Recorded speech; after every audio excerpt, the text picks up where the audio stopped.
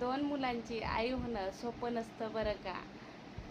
दोन दोन एकाच वेळी दोन जगांना सांभाळावं लागतं. एकाला जवळ घेतलं तर दुसरं लगेच रुतून बसतं बरं का.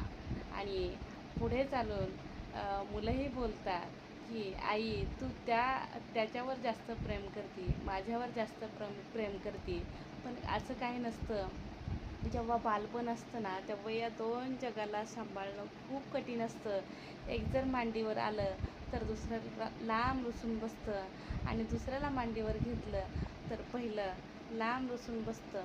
तेव्हा मात्र डोळ्यात अश्रू दाटून येतात आणि वाटतं आपण फक्त आई झालो एवढ्या चिमुकल्यांना ॲडजस्ट करू शकत नाही. एक जवळ घेतलं की एक रुसून बसतंय.